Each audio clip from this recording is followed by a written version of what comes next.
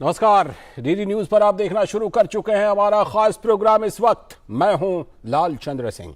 अगले 1 घंटे में हम देखेंगे कुछ ऐसी खबरें जिन पर चर्चा जरूरी है, और यह चर्चा हम करेंगे अपने संवाददाताओं और मेहमानों के साथ। और आज हम खास तौर पर बात करने वाले हैं कि गुजरात चुनाव में किस तरह से बड़े बड़े योद्धा प्रचार में कूदे हुए हैं, और साथ ही आज की खास चर्चा होगी कि एमसीडी का जो प्रचार है वो कैसा चल रहा है, उसका रंग कैसा है, किस तरह से उसमें वार और पलटवार हो रहे हैं। और साथ ही बात करेंगे आदित्य ठाकरे पटना में मुलाकात करने वाले हैं तेजस्वी यादव से। क्या कुछ पार्टियां इतनी मजबूर हो गई हैं कि अपने मूल स्वभाव को भी छोड़ रही हैं? इस पर करेंगे बात। और साथ ही बात होगी पूर्वोत्तर के शिवाजी की। जी हां, जो लचित बोरफुकन हैं, वीर लचित बोरफुकन, उनको पूर्वोत्तर का शिवाजी कहा जाता है। तो अब उनकी पहचान राष्ट्रीय और वैश्विक बनाने की भी सरकार कोशिश कर रही है। इन सब चीजों पर करेंगे बात, लेकिन सबसे पहले इस वक्त की हेडलाइंस। गुजरात विधानसभा चुनाव का प्रचार जोर शोर से जारी। प्रधानमंत्री नरेंद्र मोदी मेहसाणा, दाहोद, वडोदरा और भावनगर में कर रहे हैं चुनावी रैलियां। गुजरात में आज भाजपा के वरिष्ठ नेता अमित शाह चुनावी रैलियों को करेंगे संबोधित। तो वहीं कांग्रेस और आम आदमी पार्टी के नेता भी प्रचार में झोंक रहे हैं पूरी ताकत।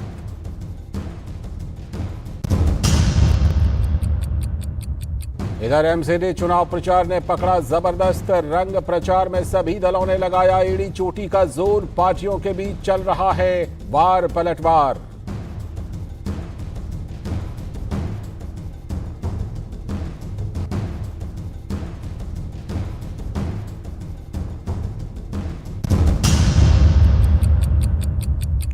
आदित्य ठाकरे पटना में करेंगे तेजस्वी यादव से मुलाकात। बाला साहब ठाकरे और लालू यादव में हमेशा रहा था 36 का आंकड़ा।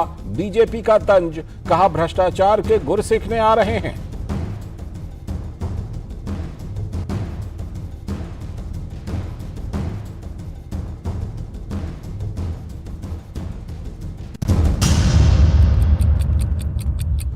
रक्षा मंत्री राजनाथ सिंह ने किया आसियान रक्षा मंत्रियों की 9वीं वार्षिक बैठक को संबोधित। कहा दुनिया के सामने सबसे बड़ा खतरा है अंतर्राष्ट्रीय और सीमा पार आतंकवाद।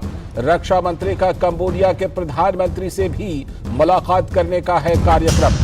और 53वें भारतीय अंतर्राष्ट्रीय फिल्म महोत्सव यानी इफी का आज चौथा दिन। किरा कालोस सौरा की 7th डे फिल्मों की होगी स्क्रीनिंग। कई रेड कारपेट प्रीमियर देखने को मिलेंगे। अभिनेता अनुपम खेर स्क्रीन और थिएटर के लिए मास्टर क्लास ऑन परफॉर्मिंग में आएंगे नजर।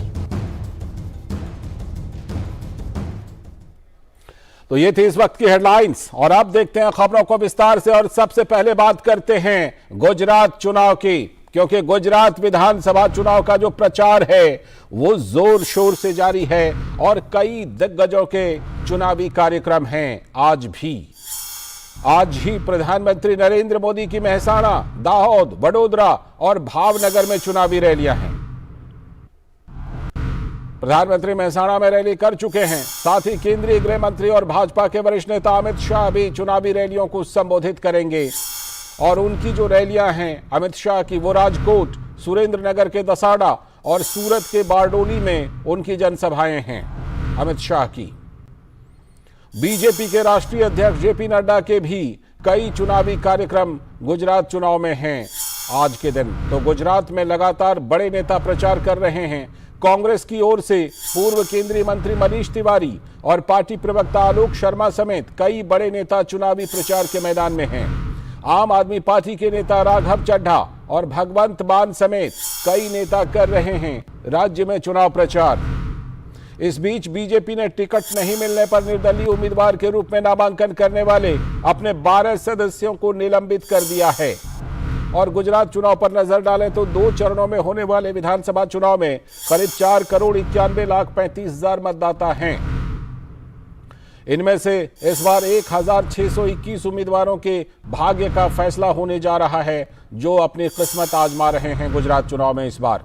एक और खास बात कि इस बार के मतदाताओं में 10,000 लोग 100 वर्ष की आयु पूरी कर चुके हैं, यानी कि सेंचुरियन मतदाता हैं।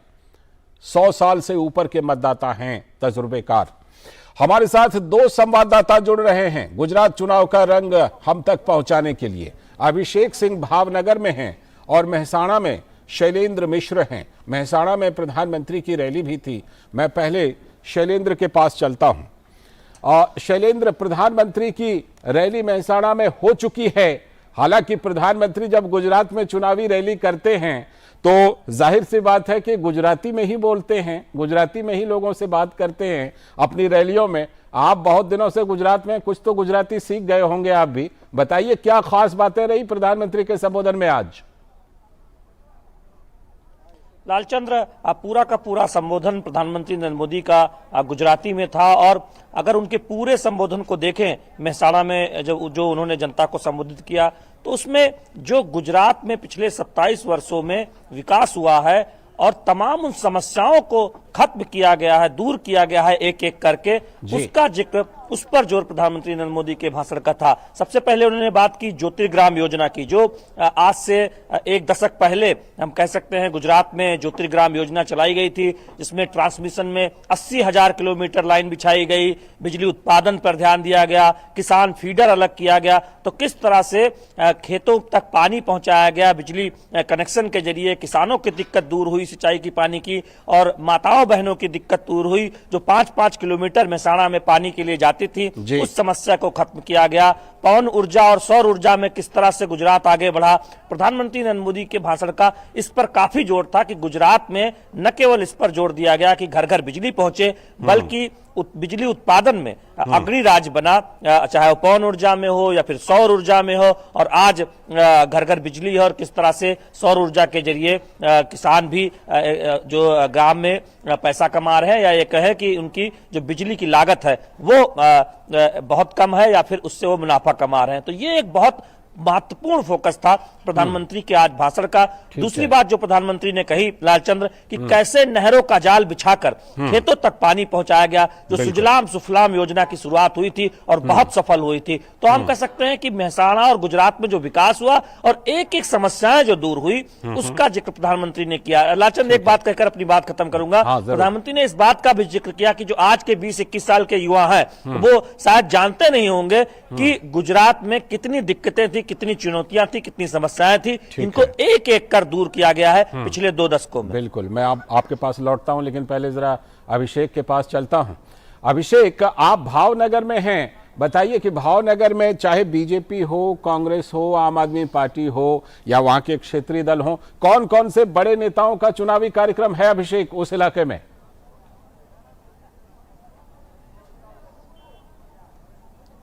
बिल्कुल लालचंद्र, देखिए भावनगर जो है सौराष्ट्र का ही एक इलाका है। 7 सीटें हैं भावनगर के अंदर और पिछले चुनाव की भी अगर बात करें 6 बीजेपी ने जीती थी, 1 सीट जो है वो कांग्रेस के हिस्से में गई थी। अगर भावनगर में हम बात करें तो आज देर शाम जो है तकरीबन 7:30 बजे के आसपास प्रधानमंत्री नरेंद्र मोदी यहाँ पहुँच रहे हैं और एक विशाल जनसभा को वो संबोधित करेंगे। साथ ही साथ अगर हम बात करें तो 26 तारीख को यहाँ पर आम आदमी पार्टी के जो मुखिया है, दिल्ली के मुख्यमंत्री है अरविंद केजरीवाल, उनकी भी सभा होनी है। कल शक्ति सिंह गोहिल यहां पर मौजूद थे। मतलब आप ये समझ सकते हैं कि भावनगर जो है इस वक्त जो है सौराष्ट्र का एक तरीके से राजकोट के बाद दूसरा केंद्र बना हुआ है, जहां पर चुनाव प्रचार जो है लगातार जोर शोर, रोजाना जो है आप देख सकते हैं कि यहाँ पर तमाम रैलियां निकल रही है। और जो जीतू भाई है वाघवानी, जो कि पहले गुजरात प्रदेश अध्यक्ष रहे थे, वो भावनगर पश्चिम से वो चुनाव लड़ रहे हैं। उन्हीं जिनके लिए यहाँ पर जो है किशोर सिंह गोहिल, उनको चुनाव मैदान में उतारा गया है कांग्रेस की ओर से। वो पहली बार चुनाव लड़ रहे हैं। हालांकि शक्ति सिंह गोहिल जो है वो 2 बार से जीतू भाई के पहले वो विधायक रहे थे, तो इस बार जो है किशोर सिंह को दिया गया है। तो पूरे भावनगर के अंदर जो है इस बार जो माहौल जो है वो काफी जो है वो रोचक देखने को मिल रहा है। साथ ही साथ आम आदमी पार्टी के जो है राजू सिंह सोलंकी के उतरने से इस पश्चिमी भावनगर में जो मुकाबला है वो भी त्रिकोणीय हो गया, क्योंकि जो एक हमने यहाँ पर जब ग्राउंड में जाकर के देखा तो कहीं ना कहीं लोग जो है कांग्रेस और आम आदमी पार्टी के अंदर एक विकल्प ढूंढ रहे हैं कि कांग्रेस हो या फिर आम आदमी पार्टी हो। जहां तक भाजपा की बात है तो भाजपा का ये गढ़ रहा है।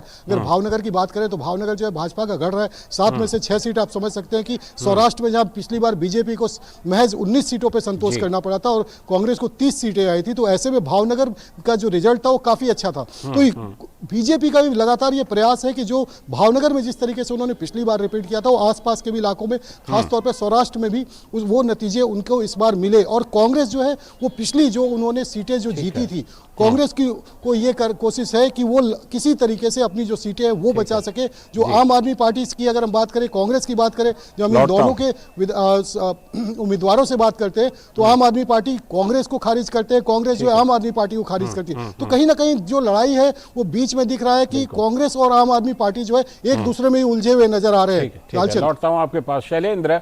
जिस तरह से प्रधानमंत्री मेहसाणा में रैली कर चुके हैं, भावनगर में अभिषेक बता रहे हैं कि उनकी रैलियां हैं, प्रधानमंत्री लगातार रैलियां कर रहे हैं, इसके साथ ही अमित शाह, जेपी नड्डा और तमाम बीजेपी के बड़े नेता जिस तरह प्रचार कर रहे हैं, ऐसा लगता है क्या कि बड़े नेताओं के प्रचार के मामले में बीजेपी कहीं ना कहीं लीड लेती हुई नजर आ रही है? शैलेंद्र, देखिए, इसमें कोई संदेह नहीं। पहली बात तो है कि बीजेपी के पास नेताओं की एक लंबी श्रृंखला है।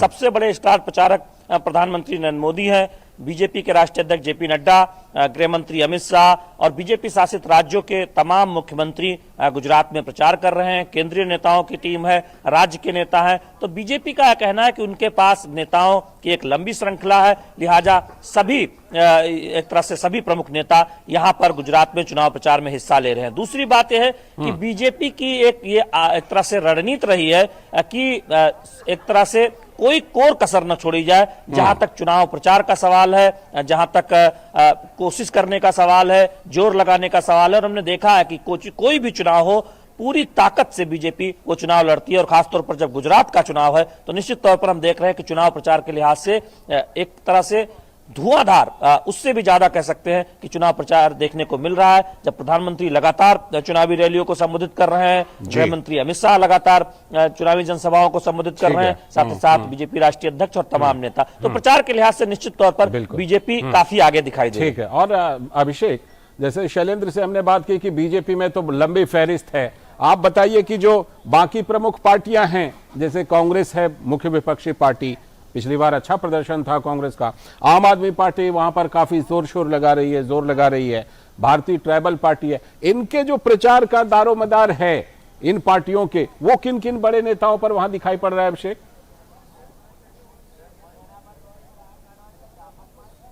बिल्कुल लालचंद, देखिए, अगर भाजपा की धार देखें हम चुनाव प्रचार में तो उनके आगे सारे पार्टियों का चुनाव प्रचार जो है वो काफी कुंद नजर आ रहा है। चाहे हम कांग्रेस की बात करें, 40 स्टार प्रचारक की तो उन्होंने घोषणा कर दी, राहुल गांधी का भी एक रैली कर चुके हैं, लेकिन अभी तक जो है कांग्रेस के अशोक गहलोत या फिर एक चुनिंदा 1-2 नेताओं को छोड़कर अभी तक मैदान में जो है काफी ज्यादा लोग नहीं नजर आ रहे। कारण क्या है ये कांग्रेस ही बता सकती है। उसी तरीके से अगर मैं आम आदमी पार्टी की बात करूं तो अरविंद केजरीवाल यहाँ चुनाव के पहले और अभी कुछ दिनों पहले भी नजर आए, मनीष सिसोदिया नजर आए, राघव चड्ढा यहाँ पर है मौजूद है, लेकिन जो धार है आम आदमी पार्टी की, वो कहीं ना कहीं लगता है कि दिल्ली और गुजरात के बीच में कहीं खो सा गया है। या तो दिल्ली एमसीडी को पर वहां ज्यादा फोकस करें या यहाँ करें, ये शायद उनके समझ से में उनको क्या नजर आ रहा है ये वो बता सकते हैं। लेकिन जो चुनाव प्रसार की बात करें सौराष्ट्र के अंदर, क्योंकि सौराष्ट्र में पिछली बार कांग्रेस का जो प्रदर्शन था वो बहुत बेहतरीन था, इस बार प्रधानमंत्री नरेंद्र मोदी ने सोमनाथ जिले से जो है गिर सोमनाथ से वहां से चुनाव प्रचार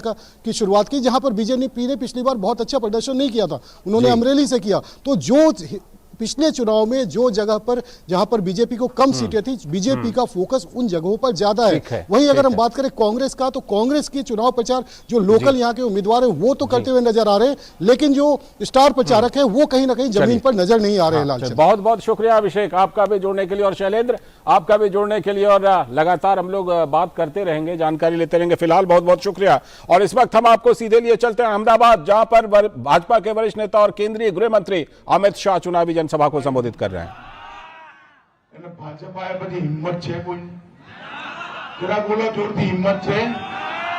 भारतीय जनता पार्टी की सरकार बन्या पछी समग्र राज्यની અંદર 20 વર્ષ સુધી ક્યાંય કર્ફ્યુ નથી લગાવવો પડતો। આ દાદાઓ ને મોટી મોટી મૂછો આમ લીંબુ ગોઠવાવી એની પર લીંબુ ગોઠવાવી કરી તેલ લગાવી ફરતા હતા। આખા ગુજરાતમાં એકે દાદો નથી, હનુમાન દાદો એકલો જ ગામમાં જતો। ગુજરાતના કાયદો અને વ્યવસ્થાની પરિસ્થિતિને ભારતીય જનતા પાર્ટીએ શાંતિ અને સદભાવનાનું વાતાવરણ કર્યું.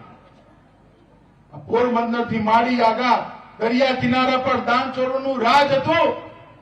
વીણી વીણી બધા જેલમાં ગયા, ત્યાં તો ગુજરાત બહાર ના ઠાવાય. આ કામ ભારતીય જનતા પાર્ટીએ કર્યું. મને કહો ભાઈ, આ બહેનોએ જરા જોરથી બોલે, અયોધ્યામાં રામ મંદિર બનવું જોઈએ કે ના બનવું જોઈએ? જોરથી બોલો, બનવું જોઈએ કે ના બનવું જોઈએ? બાબરે તોડ્યું ત્યારથી લાખો લોકોએ બલિદાન આપ્યું, પણ રામ મંદિર નતું બનતું. નરેન્દ્રભાઈએ રામ મંદિરનું ભૂમિપૂજન કરવાનું કામ કરી અયોધ્યામાં રામ મંદિર બનાવવાની શરૂઆત કરી દીધી. અને રાહુલ બાબા રોજ મને પૂછે 2014 ના ઇલેક્શનમાં હું પાર્ટીનો અધ્યક્ષ હતો, કાયમ કે મંदिर वहीं बनाएंगे, तिथि नहीं बताएंगे. लो राहुल बाबा, आज તમને तिथि કહી દઉં, 1 જાન્યુઆરી 2024 ની અયોધ્યાની ટિકિટ કરાવી દો. ગગનચુંબી રામ મંદિર ત્યાં આગળ.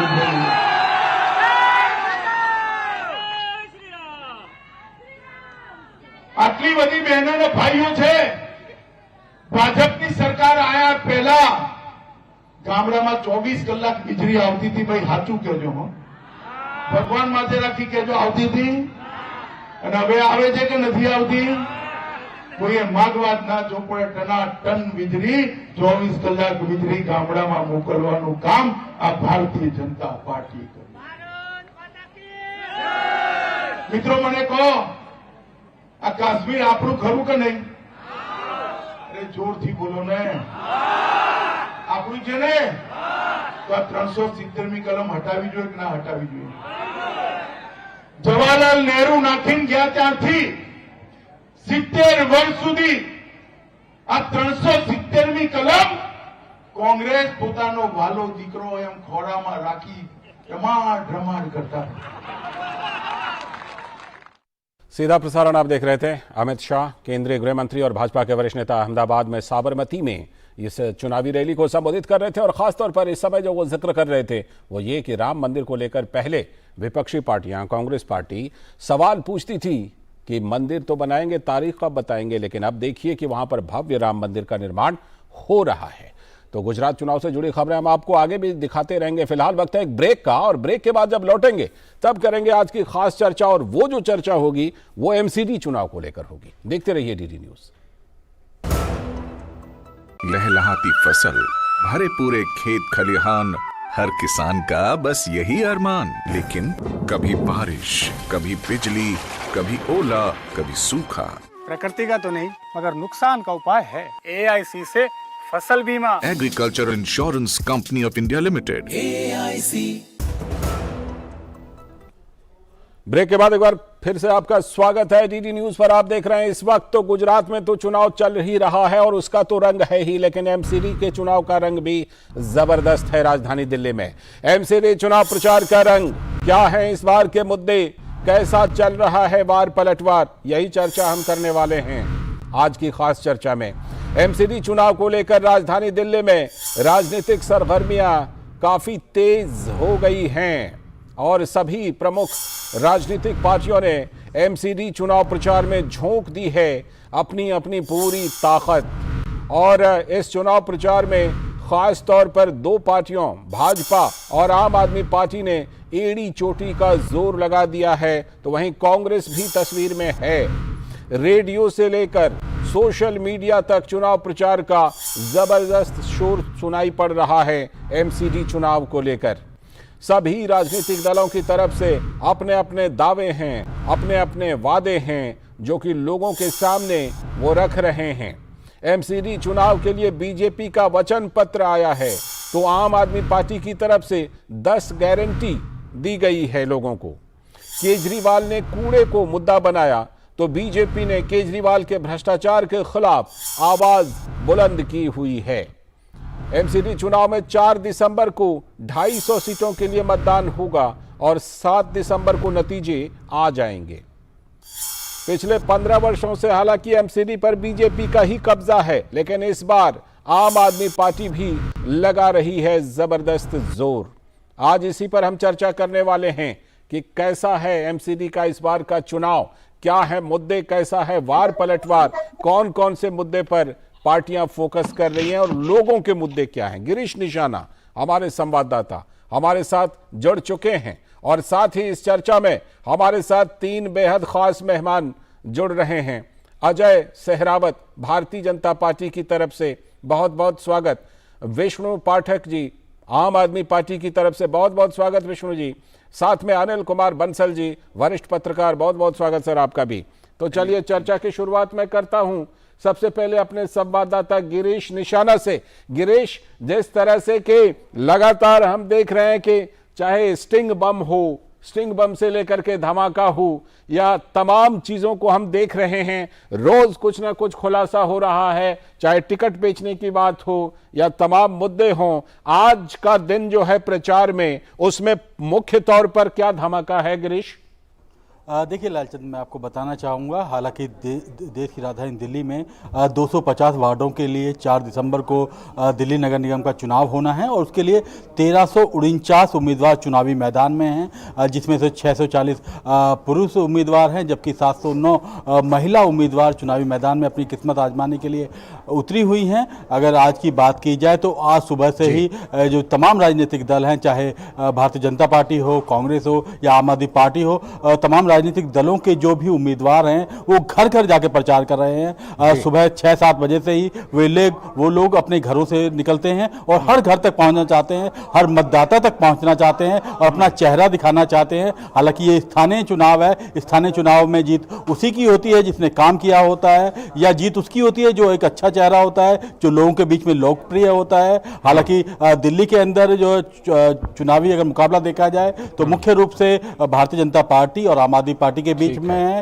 हालांकि कांग्रेस का ग्राफ पिछले कुछ समय में नीचे गिरा है, लेकिन जो चुनाव प्रचार है वो लगातार तेजी पकड़ता जा रहा है। अगर भाजपा की बात की जाए तो अब से 2 से 3 दिन पहले भारतीय जनता पार्टी ने दिल्ली के अंदर 40 जगह पर रोड शो किया था, जिसमें भाजपा के राष्ट्रीय अध्यक्ष जेपी नड्डा भी मौजूद रहे, रक्षा मंत्री राजनाथ सिंह भी मौजूद रहे। इसके अलावा अलग अलग जो शीर्ष नेतृत्व है वो अलग अलग 40 जगहों पर भाजपा के इस रोड शो में शामिल रहे, जिसमें काफी जन समर्थन देखने को मिला। इसके अलावा अगर आम आदमी पार्टी की बात की जाए तो वो भी लोगों के बीच में जाके प्रचार करते नजर आ रहे हैं। हालांकि भारतीय जनता पार्टी ने अपना वचन पत्र जारी किया, उसने घोषणा पत्र की जगह वचन पत्र जारी किया, जिसमें उन्होंने साफ किया। जी लौटता हूं गिरीश आपके पास। मैं चर्चा की शुरुआत अपने मेहमानों के साथ भी करता हूं और पहले मैं जाता हूं विष्णु पाठक जी के पास ही।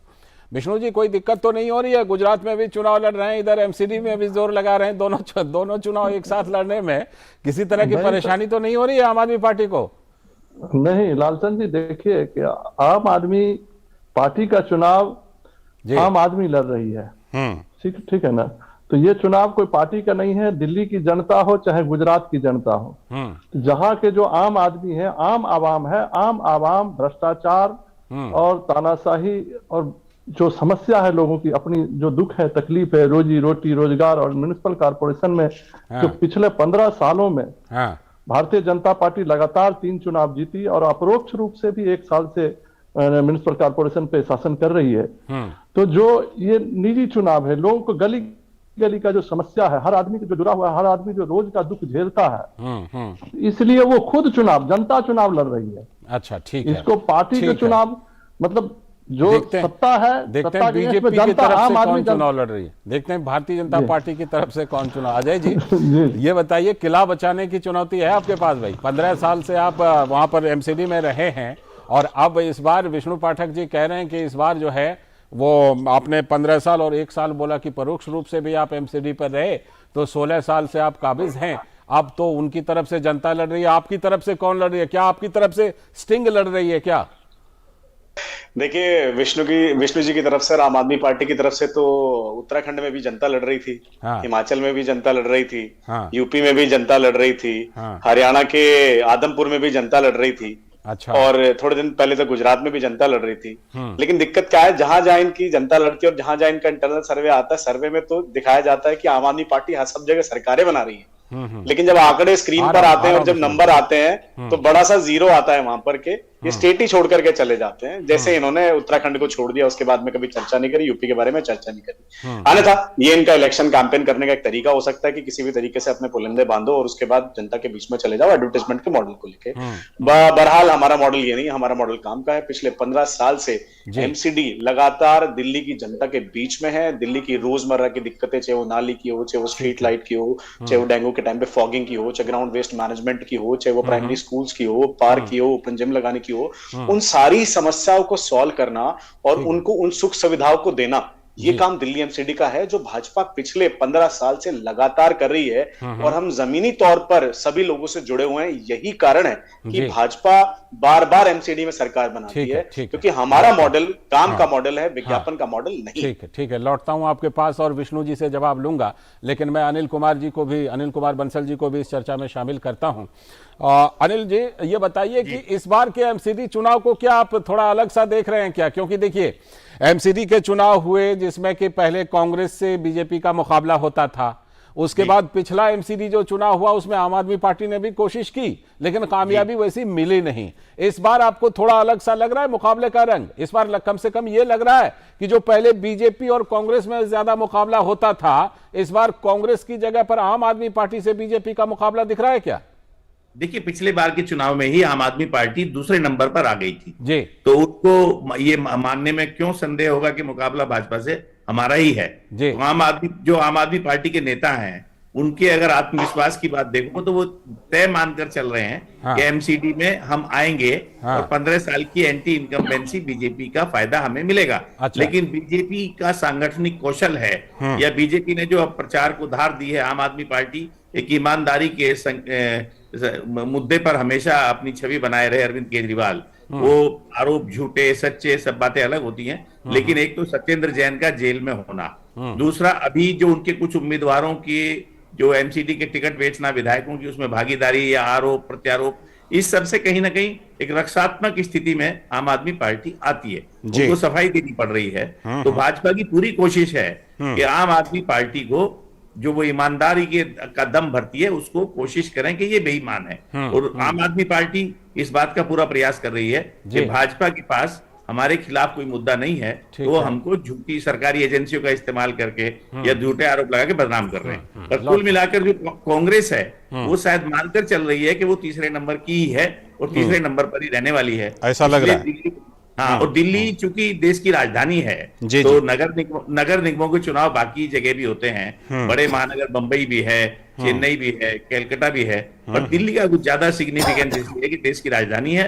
और दूसरे, भाजपा का यहाँ बड़ा गढ़ रहा हमेशा जनसंघ के समय से। भाजपा को कहीं ना कहीं ये दर्द तो जरूर है कि दिल्ली में आम आदमी पार्टी की सत्ता में कैसे है, तो वो बिल्कुल नहीं चाहेंगे कि नगर निगम में आम आदमी पार्टी आए। जैसे लोकसभा का चुनाव हुआ तो 7 की 7 सीटें 19 में भी और 2014 में बीजेपी ने जीती। तो कहीं ना कहीं स्थानीय नेतृत्व के मुद्दे पर भले भाजपा को कमजोर साबित करती हो आम आदमी पार्टी, पर बीजेपी का सांगठनिक जो नेतृत्व है और जो उनके पास एक तरह की ये संपदा है संगठन के कौशल की और प्रचार का जो तंत्र है, उसमें वो कहीं भी आम आदमी पार्टी के मुकाबले कमजोर नहीं पड़ रही है। लौटता हूँ विष्णु जी, ये बताइए कि आपकी जिस चीज को लेकर के आप सबसे ज्यादा ब्रांडिंग करते थे कि भाई हम कट्टर ईमानदार पार्टी हैं, मुझे लगता है या हम सभी जैसा देख रहे हैं कि भारतीय जनता पार्टी सबसे ज्यादा चोट वहीं पर कर रही है, स्टिंग बॉम्ब के जरिए या फिर और तमाम, चाहे वो आबकारी नीति से लेकर के क्लासरूम बनाने से लेकर के तमाम टिकट बेचने से लेकर के, भाजपा आपको वहीं पर चोट कर रही है। आपको लगता है कि एमसीडी चुनाव में ये जो भ्रष्टाचार है ये एक बड़ा मुद्दा बन सकता है जो कि भारतीय जनता पार्टी कोशिश कर रही है? देखिए, भारतीय जनता पार्टी खुद ही जो है सो क्रिएशन है। अभी जो कुछ दिन से हम लोग देख रहे थे कि जो सत्येंद्र जैन साहब का जो मसला दिखाया जा रहा है जी, मसाज वाला, उनको डॉक्टर ने कहा फिजियोथेरेपी हो रहा है। अब जेल का जो सिस्टम है, तो वो सिस्टम में उसको कौन फिजियोथेरेपी कर रहा है नहीं कर रहा है वो तो जेल वाले जाने। तो वो रेपिस्ट जो है वो फिजियोथेरेपी कर रहा है? नहीं, ये तो जेल का जो सिस्टम है, जेल में अब हम कैसे कह सकते हैं कि वो रेपिस्ट है, क्या है, नहीं है, हमको तो वो हमने सुना, हमने दूसरी बात जाना है कि वो रेप का आरोपी है।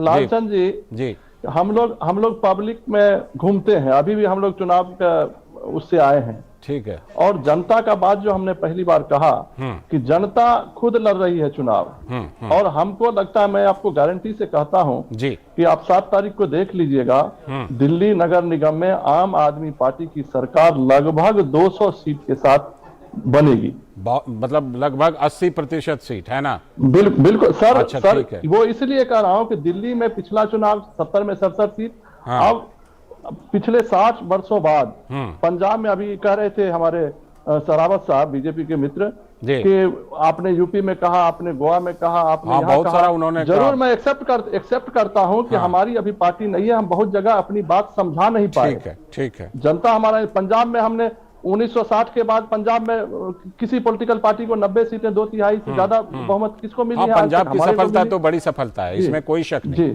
इसमें कोई शक नहीं। मैं अजय जी से जवाब लेता हूं। अजय जी, वो कह रहे हैं कि भाई बाकी जहां पर आपने आईना दिखाया, उत्तराखंड का आईना दिखाया, गोवा का दिखाया, हरियाणा की सीट का दिखाया, बोले वो सब ठीक है, लेकिन पंजाब में जबरदस्त सफलता पाई और हम लोगों को वहां समझा नहीं पाए, एमसीडी में समझा लेंगे और 200 सीट जीतेंगे, ये दावा है उनका। आप कैसे अपना किला बचाएंगे अजय जी? सर देखिए, समझा तो ये अब लोगों को ये भी नहीं पा रहे हैं कि कट्टर ईमानदार है, ये अब कट्टर मसाज वाले बन चुके हैं, और जिस तरीके से रेपिस्ट आरोपी जो कि एक संगीन जुर्म में तिहाड़ जेल के अंदर कैद है, वो किस तरीके से सत्येंद्र जैन की सर की चंपी कर रहा है, और जिस तरीके से एक और एक्यूज्ड मनीष सिसोदिया जो लिकर पॉलिसी में एक्यूज नंबर 1 है, वो उनके बचाव में प्रेस कॉन्फ्रेंस करके कहते हैं अरे ये तो फिजियोथेरेपी है, ये तो उनको डॉक्टर की सलाह पर दिया जा रहा है। अरे भैया, कौन डॉक्टर सलाह देता है कि आप बैरक को 5 स्टार बना दो? वहां पर साफ चादरें बिछी हुई हैं, वहां पर एसी की व्यवस्था है, मिनरल वाटर की व्यवस्था है। एक और वीडियो आया है बेड पर खाते हुए, मैं वही बता रहा हूँ, बेड पे बैठ करके 5 स्टार होटल से पैक्ड खाना उनके घर तक आता है, और उन्होंने कोर्ट के अंदर एक पिटीशन डाली है कि अरे मेरा ना वजन 28 किलो घट गया है, तो मुझे ड्राई फ्रूट्स और फ्रूट्स खाने की इजाजत दी जाए। मैं बता दूं आपको, राउज एवेन्यू कोर्ट से सत्येंद्र जैन हवाला कांड में प्राइमा फेसी एविडेंसेस के साथ जेल में है, 6ठी बार उनकी बेल पिटीशन रिजेक्ट हुई है, और ये शर्मसार इसलिए करता है सबको। अरविंद केजरीवाल जी वो आदमी है जो राइट टू रिकॉल की बातें करते थे, पहले जांच, उन्होंने अभी तक मंत्री बनाए रखा है, पहले इस्तीफा और जांच की बातें करते हैं, तो आज जब भ्रष्टाचार में उनका खुद का राइट हैंड सत्येंद्र जैन बुरी तरीके से लिप्त है, आज उस पर चुप्पी भी, उस पर बर्खास्त नहीं करना, वो आज भी मंत्री परिषद में बने हुए हैं। और एक छोटी सी बात और मैं बता दूं, आज भी मंत्री परिषद के सारे पर्क्स, चाहे वो डेली अलाउंसेज हो, ट्रैवल अलाउंसेज हो, भत्ते, सारे भत्ते वो एंजॉय कर रहे हैं, सत्येंद्र जैन को मिल रहा है। ठीक है, ठीक है। अनिल जी, ये बताइए कि जो अब बात ये उठ रही है भ्रष्टाचार को लेकर के, सत्येंद्र जैन वाला मामला हम देख रहे हैं, अभी भी मंत्री हैं वो, और भ्रष्टाचार को लेकर के जिस तरह से मुद्दे उठ रहे हैं, तीनों चीजों की बात कर लेते हैं, आबकारी नीति की बात, क्लासरूम बनाने वाली बात, और फिर ये टिकट बेचने वाली बात, और अब सत्येंद्र जैन की चीजें भी ले लेते हैं। क्या आपको लगता है कि एमसीडी चुनाव में ये भ्रष्टाचार का मुद्दा एक बड़ा मुद्दा बन सकता है, लोगों को ये मुद्दा छू सकता है? देखिए, चूंकि बीजेपी के खिलाफ आम आदमी पार्टी भ्रष्टाचार को ही मुद्दा बनाती है, तो यहाँ उनका पक्ष थोड़ा कमजोर पड़ता है। मैंने कहा कि ये अभी कहा नहीं जा सकता, वो उनके पास ये कहने का आधार है कि साहब जब तक हम अदालत से दोषी साबित ना हो जाए तब तक तो सिर्फ आरोप है, पर आरोप से ही जनता में कहीं ना कहीं सवाल खड़ा होता है कि आखिर इनके क्या बात, कुछ तो है, दाल में काला है, कोई बात है। जैसे जेल में अब आपने कहा कि कैदी कर रहा है, तो ये चीजें राजनीति में छोटी छोटी बातों का एक संदेश जाता है, और उससे कहीं ना कहीं ये संदेह पैदा होता है मतदाता के दिमाग में कि ये भी कहीं गड़बड़ हो रहे हैं। जो बातें ये 2013, 14, 15 में करते थे, उन पर पूरी तरह इनकी प्रतिबद्धता सत्ता में आने के बाद कहीं ना कहीं डगमगा रही है। तो ये जो संदेह पैदा करता है, ये लोकप्रियता में, जनाधार में, जीत की संभावनाओं पर नकारात्मक असर डाल सकता है। मैं कोई दावा नहीं कर सकता कि डाल ही देगा, पर कहीं ना कहीं आम आदमी पार्टी के नेता भी समझते हैं कि उनको डिफेंसिव होना पड़ता है। आरोप चाहे झूठा हो चाहे सच्चा हो, ये बाद में तय होता है, पर डिफेंसिव होना पड़ता है। हमारे संवाददाता लोगों से मिलते हैं, उनसे भी प्रतिक्रिया लेते हैं। गिरीश, बताइए, भ्रष्टाचार कितना बड़ा मुद्दा बनता हुआ दिख रहा है आपको? जी बिल्कुल, इस समय दिल्ली की राजनीति के अंदर जिस तरह से भ्रष्टाचार का एक मुद्दा बना हुआ है, अब लोगों के बीच में वो जा रहा है। मेरा काफ़ी स्थानीय लोगों से बातचीत हो रही है, लोगों का यही कहना है कि इस बार भ्रष्टाचार भी एक मुद्दा रहेगा दिल्ली नगर निगम के चुनाव में। हालांकि दिल्ली के जो नगर निगम के चुनाव हैं वो स्थानीय मुद्दों को लेकर होते हैं, चाहे वो साफ सफाई की बात की जाए, चाहे नालियों की बात की जाए, चाहे सड़क की बात की जाए, उन तमाम चीज़ों पर बात होते हैं। लेकिन पिछले कुछ दिनों के अंदर दिल्ली के अंदर जिस तरह से वायु गुणवत्ता पर एक असर पड़ा था, वो भी एक चुनावी मुद्दा इस बार दिल्ली की जनता बनाने की सोच रही है। ठीक है, चलिए बहुत बहुत शुक्रिया गिरीश जुड़ने के लिए, और आप सभी का हमारे साथ विष्णु पाठक जी जुड़े हुए थे, बहुत बहुत शुक्रिया। विष्णु जी, आपका दावा है कि 200 सीटें जीतेंगे, होगी मुलाकात? बिल्कुल सर, बिल्कुल। और साथ ही अजय सहरावत जी का दावा है कि किला बचा लेंगे, तो अजय जी आपसे भी होगी मुलाकात, देखेंगे नतीजे के दिन। और अनिल जी, आप भी हमारे साथ जुड़े, बहुत बहुत शुक्रिया, आपसे भी आगे चलकर चर्चा करते रहेंगे। अनिल कुमार बंसल जी, बहुत बहुत शुक्रिया आप सभी का। तो एमसीडी चुनाव में ये तो पता चलेगा नतीजा आने के बाद कि बीजेपी किला बचाती है या फिर आम आदमी पार्टी उसमें सेंध लगाती है। हम इस पर करते रहेंगे बात, लेकिन फिलहाल वक्त है एक ब्रेक का, और ब्रेक के बाद जब लौटेंगे तो बात करने वाले हैं हम एक अजीब सी मुलाकात की। बेमेल मुलाकात पहले कह सकते थे, अब शायद कहें या ना कहें। देखते रहिए डीडी न्यूज। लहलहाती फसल, भरे पूरे खेत खलिहान, हर किसान का बस यही अरमान। लेकिन कभी बारिश, कभी बिजली, कभी ओला, कभी सूखा। प्रकृति का तो नहीं, मगर नुकसान का उपाय है। AIC से फसल बीमा। Agriculture insurance company of India limited, AIC। स्वागत है ब्रेक के बाद एक बार फिर से आपका। आप डीडी न्यूज पर देख रहे हैं इस वक्त, और ब्रेक पर जाने से हमने आपको बताया था कि एक बेमेल मुलाकात, जिसको हम पहले कह सकते थे, पता नहीं अब कहें या ना कहें, इसी पर चर्चा करेंगे। दरअसल हुआ क्या है कि आदित्य ठाकरे, जो उद्धव सेना के मंत्री भी रह चुके हैं, आदित्य ठाकरे पटना में करेंगे बिहार के उप मुख्यमंत्री और आरजेडी नेता तेजस्वी यादव से मुलाकात। जबकि याद कीजिए, बाला साहब ठाकरे और लालू यादव में हमेशा रहा 36 का आंकड़ा, दोनों पार्टियों में रहा है मौलिक तौर पर विरोध। तो क्या बदली हुई राजनीतिक परिस्थिति में विपक्ष के कई दल अपने मूल स्वभाव को भी छोड़ने के लिए हो गए हैं मजबूर? यह सवाल उठ रहा है। तेजस्वी से आदित्य ठाकरे की मुलाकात पर भाजपा का तंज, कहा कि सीखने आ रहे हैं भ्रष्टाचार के गुर। राहुल गांधी की भारत जोड़ो यात्रा में भी शामिल हुए थे आदित्य ठाकरे, जब यह यात्रा महाराष्ट्र पहुंची थी। और परिचय ले लीजिए, बाला साहब ठाकरे के पौत्र और उद्धव ठाकरे के पुत्र हैं आदित्य ठाकरे। तो अगर इसे और बढ़िया से समझें तो बाला साहब ठाकरे के पौत्र आदित्य ठाकरे की लालू प्रसाद यादव के पुत्र तेजस्वी यादव से मुलाकात हो रही है। तो इस मुलाकात के क्या हैं राजनीतिक मायने? क्या राजनीतिक मजबूरी के तहत छोड़ रहे हैं मूल स्वभाव? ये सवाल उठ रहा है। हमारे साथ हमारे संवाददाता सलमान हैदर पटना से जुड़ रहे हैं। 3 बजे ये मुलाकात प्रस्तावित है, शायद 3 बजे मुलाकात हो सकती है। सलमान साहब, ये बताइए, आदित्य ठाकरे और तेजस्वी यादव की मुलाकात, और इस तरह की मुलाकात हम पहले कुछ साल पहले तक तो सोच भी नहीं सकते थे। जो आंकड़ा दोनों पार्टियों के बीच, चाहे विचारधारा को लेकर के हो या फिर क्षेत्रीय अस्मिता को लेकर के भी हो, लेकिन ये मुलाकात हो रही है। मुलाकात के क्या मायने हैं, क्या उसका मकसद है, कुछ बताया है पार्टियों ने? देखिए लालचंद, पहले तो मैं अपडेट दे दूं, अभी तक फ्लाइट आई नहीं है और थोड़ी ही देर में आदित्य ठाकरे पहुंचने वाले हैं पटना। जी। और रहा सवाल आपने पूछा, ये किस तरह का अनहोली विदिन कोट्स अलायंस देखने में आ रहा है, तो उसमें जो साफ तौर पर जो राजनीतिक विश्लेषक भी ये कह रहे हैं कि ये मजबूरी सामने आई है भाजपा का बढ़ता हुआ प्रभाव देखकर। और सारे विपक्षी दल इस बात की कोशिश कर रहे हैं कि कम से कम एक ऐसा गठबंधन बनाया जाए जो कि 2024 में लोकसभा चुनावों में एक सशक्त टक्कर दे सके भारतीय जनता पार्टी या एनडीए को। तो ये साफ तौर पर, मतलब ये एक आम जनता भी अगर 2 दूनी 4 करना चाहे तो आसानी से इस समीकरण को समझ सकती है कि एक ऐसा मजबूत विपक्ष तैयार किया जाए जो कि हालांकि आइडियोलॉजी सबकी अलग अलग होगी, जैसा आपने ही इशारा किया शुरू में ही कि आइडियोलॉजी बिल्कुल विपरीत विचारधारा वाले लोग अलायंस कर रहे हैं, जिसको हम अनहोली अलायंस कह सकते हैं। विचारधारा को त्याग देना या उसमें लचीलापन ला करके करना।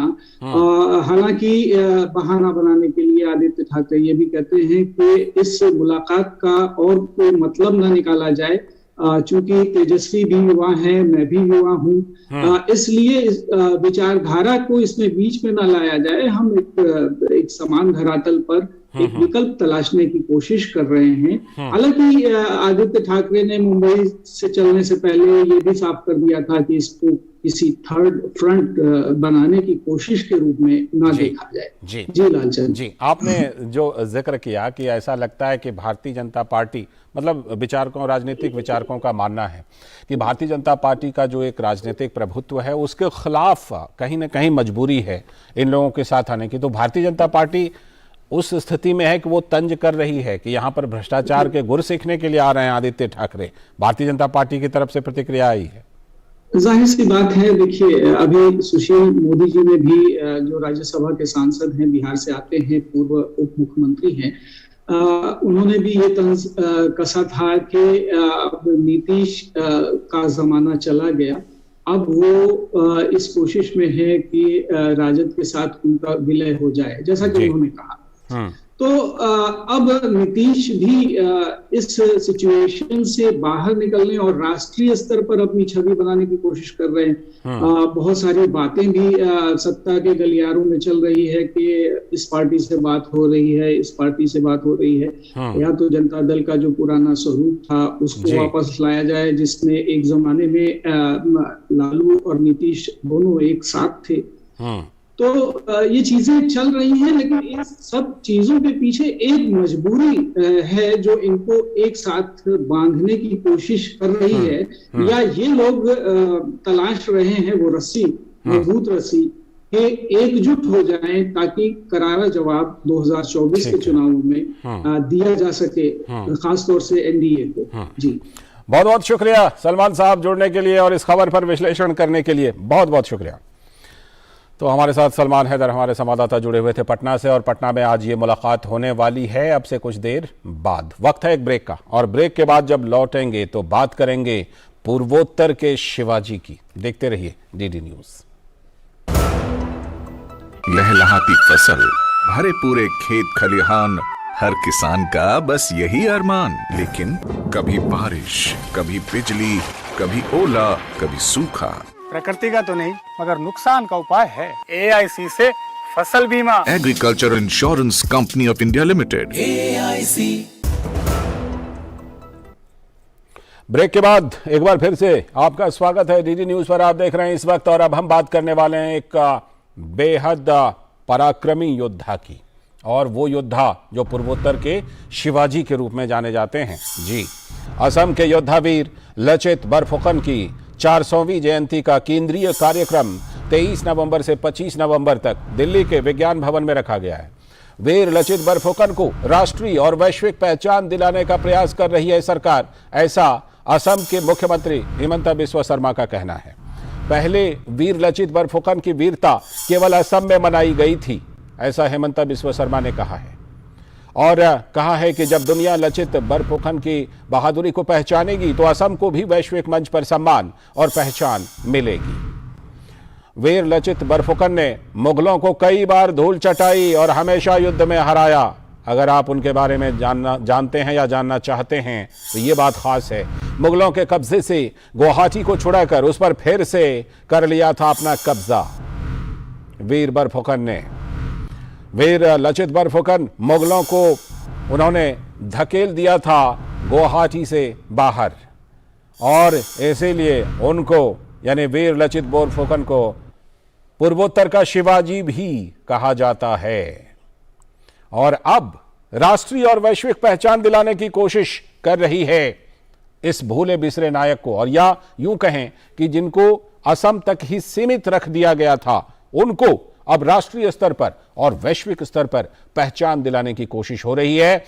और इसी के तहत दिल्ली में यह कार्यक्रम हो रहा है। विशाल बैरिस्टो हमारे संवाददाता हमारे साथ जुड़ चुके हैं इस पर और ज्यादा जानकारी देने के लिए। विशाल, हेमंता बिस्वा शर्मा ने कहा है कि अभी तक वीर लचित बोरफुकन, जिनको पूर्वोत्तर का शिवाजी कहा जाता है, उनको अभी तक असम तक सीमित रखा गया था, लेकिन अब सरकार कोशिश कर रही है कि राष्ट्रीय और वैश्विक स्तर पर उन्हें पहचान दिलाए। क्या क्या कार्यक्रम है दिल्ली में इस दौरान विज्ञान भवन में? विशाल, देखिए लालचंद्र, ये बहुत ही गौरव का विषय है हम सब के लिए, जो भारतवासी हैं, जो भारत के इतिहास में, भारत की संस्कृति में विश्वास रखते हैं। मैं इस वक्त विज्ञान भवन में हूं और 3 दिन तक यहां पर आयोजन होगा। आज केंद्रीय मंत्री निर्मला सीतारमण ने एक एग्जीबिशन, एक प्रदर्शनी का अवलोकन किया और उसका उद्घाटन भी किया, जो हमारे वीर इतिहास के बारे में बताती है। और लचित बोरफुकन जो अहोम साम्राज्य के सबसे बड़े और सबसे महान सेनापति थे, उनके बारे में ये पूरी एग्जीबिशन है। और ये एग्जीबिशन उनके बारे में बताती है किस तरह से उन्होंने मुगलों को 17 बार उनके प्रयासों को विफल किया और इनकी जो बैटल ऑफ सरायघाट था, उसी की जीत के साथ ये तय हो गया कि मुगल साम्राज्य अब पूर्वोत्तर में आगे नहीं बढ़ पाएगा और उसका वहीं पर अंत हो गया। कल गृह मंत्री अमित शाह यहाँ पर आएंगे और एक विशेष कार्यक्रम होगा और परसों भारत के प्रधानमंत्री, जिनके देखरेख में ये पूरा आयोजन किया जा रहा है, वो यहाँ पर मौजूद होंगे। कल लचित बोरफुकन की 400वीं जयंती है और इस विषय में मैं ये बताना चाहूंगा कि हम सबको कहते हैं कि वो शिवाजी हैं पूर्वोत्तर के। ये भी कहा जाता है कि सराय घाट की जो लड़ाई है वो हल्दी घाटी की लड़ाई के जैसी है। लेकिन उनको शिवाजी क्यों कहा जाता है? उसके लिए एक तो वो गुरिल्ला वॉरफेयर के मास्टर थे, यानी कि छिपकर वार करना, क्योंकि मुगलों की एक विशाल सेना थी, उनको परास्त करने के लिए उन्होंने अपने टुकड़ी भर फौज के साथ उनको परास्त किया, गुरिल्ला वॉरफेयर के साथ। और उसके साथ ही वो अपने मैरीटाइम वॉरफेयर के भी मास्टर थे और मुगलों को पानी के युद्ध में, यानी कि नेवल वॉरफेयर में उन्होंने पराजित किया। अब तक बड़े अफसोस की बात है कि इतनी बड़ा ये जो लड़ाई थी, इसके अलावा 600 साल तक अहोम साम्राज्य कायम रहा, उसके बारे में हमारे स्कूलों में, हमारे कॉलेज में, हमारी यूनिवर्सिटीज में अब तक पढ़ाया नहीं गया। इसके बारे में आज निर्मला सीतारमण ने भी कहा और अपना अफसोस जाहिर किया और साथ ही मुख्यमंत्री ने भी अपना अफसोस जाहिर किया। और यही वजह है कि भारत सरकार अब इस पूरे मामले को न सिर्फ देश के कोने कोने तक बल्कि दुनिया के कोने कोने तक ले जाएगी और दुनिया को यह बताएगी कि भारत का इतिहास कितना रिच है और हमारे यहाँ कैसे बड़े बड़े ग्रेट जनरल्स पैदा हुए। विशाल, पूर्वोत्तर के इस शिवाजी की बात अगर करें, वीर लचित बोरफुकन की, तो ये जो प्राय एक बात कही जाती है कि बहुत सारे ऐसे नायक हैं जो भूले बिसरे हैं या फिर जिनको सीमित कर दिया गया है, तो इस उदाहरण के तहत यह समझा जा सकता है कि उस आरोप में कहीं ना कहीं दम है, उस बात में कहीं ना कहीं दम है। अगर हम वीर लचित बोरफुकन की ही बात कर लें तो लगता है कि ये जो आरोप लगते हैं इतिहासकारों पर, सरकारों पर, पहले की सरकारों पर, कि कई वीरों को उनका यथोचित सम्मान नहीं मिला है, तो इसके एक बड़े उदाहरण वीर लचित बोरफुकन भी है। विशाल, बिल्कुल ठीक कहा आपने लालचंद्र। और मैं आपको ये बता दूं कि जो नेशनल डिफेंस एकेडमी है खड़कवासला में, वहाँ के बेस्ट कैडेट को गोल्ड मेडल दिया जाता है लचित बोरफुकन के नाम से और ये 1999 में इसकी शुरुआत की गई थी। लेकिन अब तक जो अलग अलग सरकारें आई, उन्होंने इसको क्यों ना करिकुलम में शामिल क्यों नहीं किया गया? हमारा इतिहास है और इसके बारे में क्यों बच्चों को नहीं पढ़ाया गया?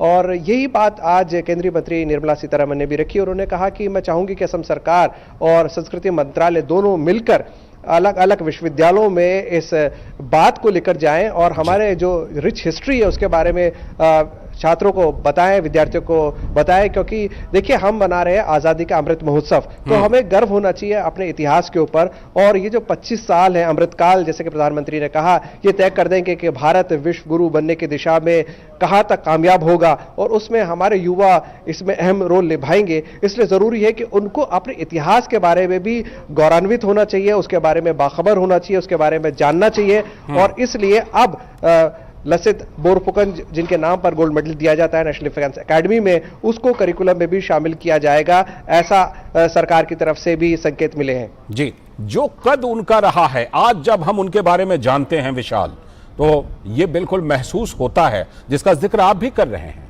कि उनका कद ऐसा रहा है कि वो सिर्फ असम तक सीमित रहने वाला कद नहीं है। उसके बारे में क्यों नहीं बाकी राज्यों में और पूरे देश में सभी को बताया गया, पढ़ाया गया, पाठ्यक्रमों में क्यों नहीं शामिल किया गया? ये बिल्कुल जायज सवाल नजर आते हैं। विशाल,